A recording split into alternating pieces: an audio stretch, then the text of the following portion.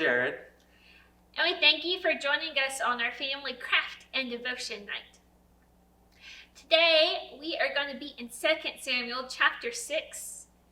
And if you want a fuller lesson on 2 Samuel chapter 6 or more crafts or activities, just scroll down our Facebook wall and you'll see a post called the Children's Sunday School Lesson for, what was yesterday? August 9th. The 9th. And you can find out more information there. So today, before we begin, is there anything that makes you so excited that you want to dance or jump for joy?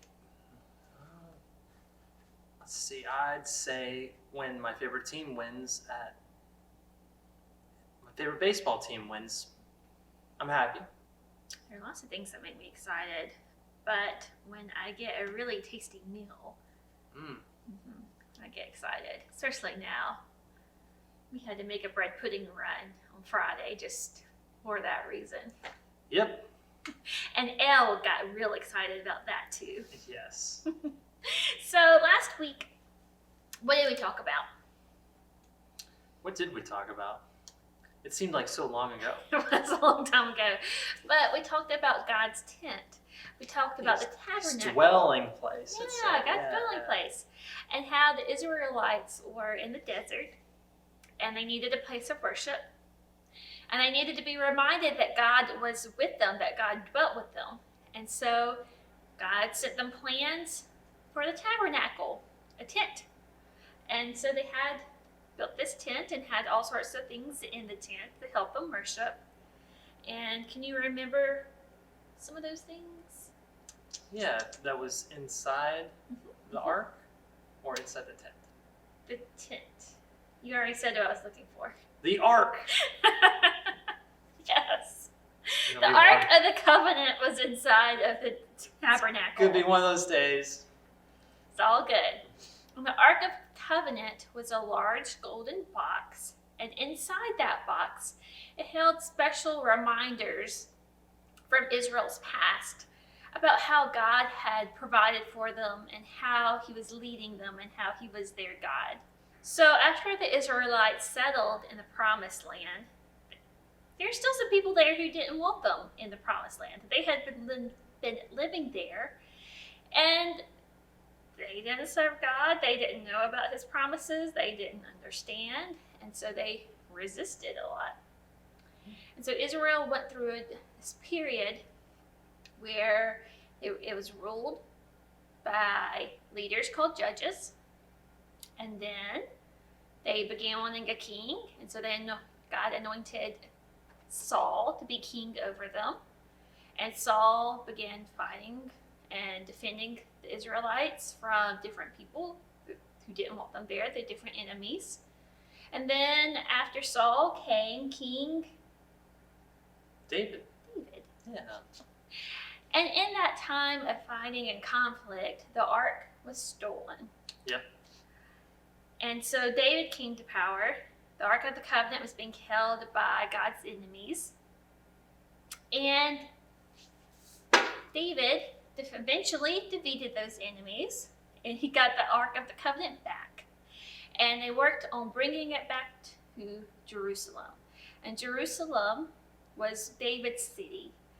It was his capital over the Israelites. Like we have, Jackson is the capital of Mississippi. Washington, D.C. is the capital over the entire U.S. And so Jerusalem was the capital of all of Israel. And David knew the ark, God's dwelling place, the reminder of all of God's promises and God's presence with the people, needed to be in Jerusalem, the capital city. And so they began moving the ark back. And it was not an easy thing to do.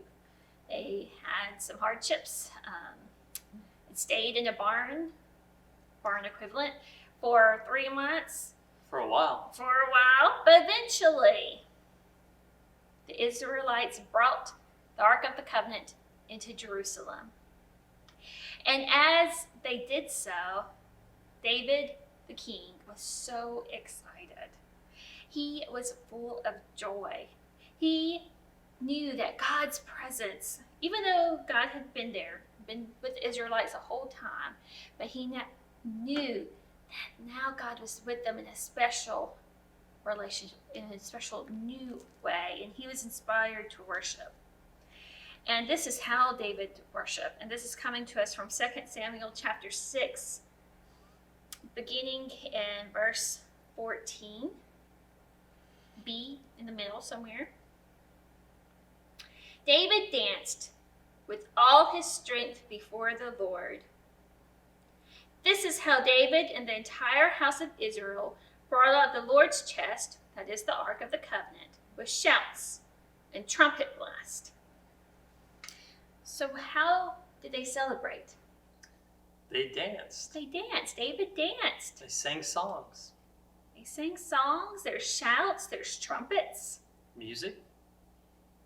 David was so inspired by God's presence that he did not care what others thought of him. He did not care if he looked foolish. He did not care if he didn't look kingly. He was just excited because God, his covenant promise, the Ark of the Covenant, was with them. And all David cared about was dancing in worship before their Lord.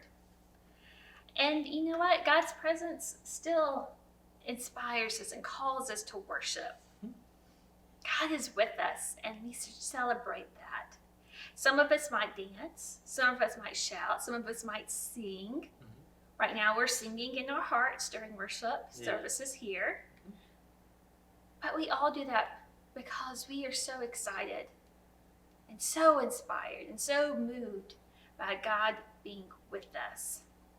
And God is always with us. And he loves each and every one of us. And that's why we know we can praise him. And whether we're happy, whether we're sad, whether we're lonely, whether we're sick, whether we're well, we know that God is with us. And we can worship him. So just a reminder, what did the Ark of the Covenant remind the Israelites of? Of God's presence. God's presence. And how did David and the Israelites celebrate when the Ark arrived in Jerusalem? They sang songs, they danced, they played music. Yes. And what are some ways that we can praise and worship God today? We can spend time with him alone. We can praise his name with songs. What else can we do? During worship services, we can pay attention to how God is speaking to us. We can participate with our prayers. We can participate with humming along. And one day we'll be able to sing out again. If you're worshiping from home, you can sing at the top of your lungs.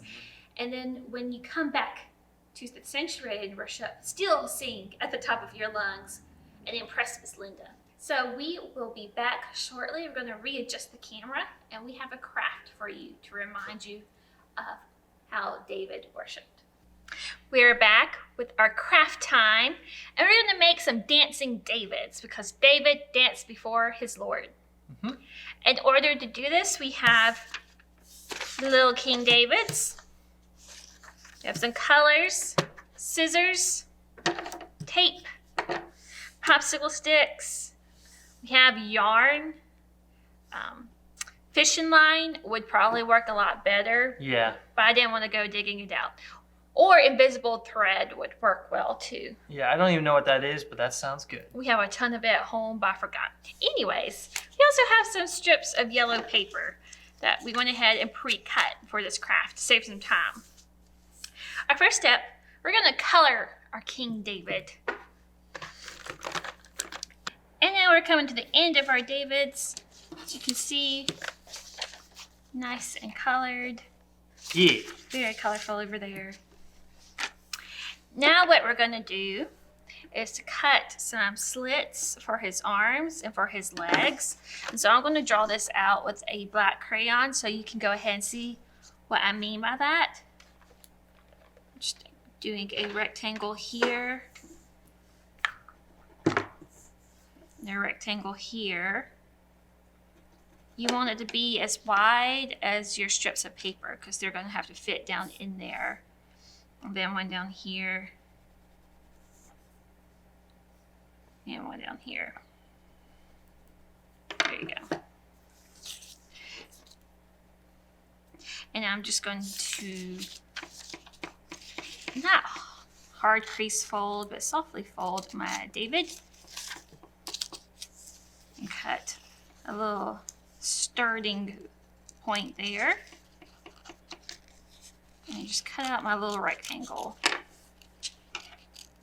you're going to do that for all 4 of his appendages. If you have a smaller child at home, this is something you could do in advance for them.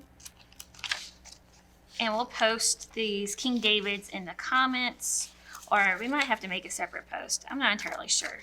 But we'll get you a way to get these King Davids. Okay, we're now done with all 4 slots. And you can see our King David's coming along really nicely. But he needs, in order to dance, he needs some arms and legs, doesn't he? Yes, he does. That's what our little strips of paper come in handy for. And this is just plain copy paper, but you can use whatever you have on hand. We're going to slide our first one through our little arm slot to make a loop. Doesn't matter how much you overlap. It can be a little, it can be a lot. We're going to take our tape. Oh, well. And secure our loop. Once we get the first one done, we move on to the second one. And we take our second one, if we can pick it up, and string it through our first loop. And there we have another loop. It's loop-de-loop. So we're just making pretty much just a chain. And in our chain, we're going to have really however many links you want. I was planning on 7, but we'll see. My links are a little big, so I might just do 4. Yeah, I think we're going to do 4. You want to make sure you're making a good little chain. A chain. You want to make sure that you're connecting, making it longer. You don't want to keep connecting to your first one. Yeah, I was making a mistake. It's okay. I caught you this time. Yes. But if you did that, you would end up with something very interesting. You wouldn't end up with an arm, but you know. Yeah, I have no idea. Yeah, I'm going to keep his arm this length. 4 is good. 4 is good. If you have smaller slips of paper, obviously, you can adjust it however you want. And this craft came off of Pinterest, but it came from Sunday School Fun, specifically. Although I think in their article they said they just got it off of Pinterest too. So whoever originally made it, you're a genius. Yes. And we would love to give you credit, but I don't know who you are. So we keep making our loops. All right, so we are now done with our arms and our legs. Our funky looking arms and legs. We're not done with the tape though. Okay. Or the scissors. So we get them all spread out. You can see his little arm span, his little leg span. But now we need to make him dance. And so we're going to cut a little hole, just a small one, in the top of his head. If you have a hole punch at home, that would be the best way to do it. But I just cut a vertical slit and then a horizontal slit. Like a cross? Like a cross.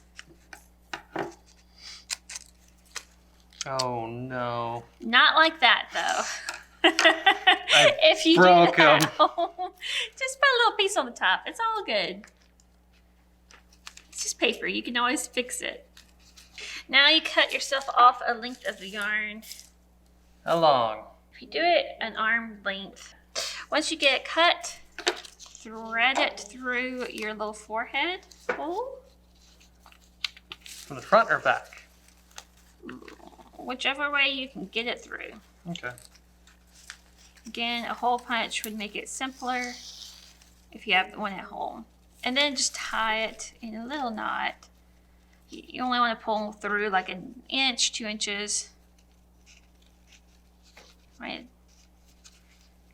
Doesn't have to be major. Just a tiny little knot. This end.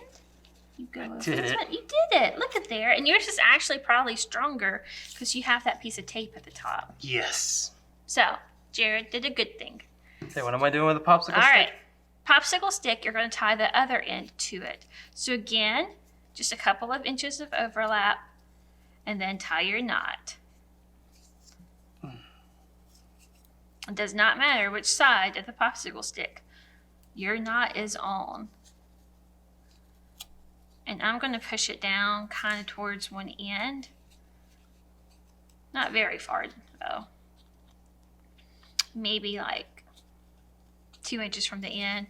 I'm going to go ahead for extra security, put a piece of tape on it. And I'm just picking a random side. Did it. You did it. Okay, we're going to readjust our cameras again, and then we'll be right back. We are back with our King Davids. They are made, and now we get to actually play with them. Yes. And see, it's kind of like a puppet on a string. And the more you jiggle, the more you can make your little David dance around. You might have cut your yarn too long. Yes, like I did, but you can just wind it up.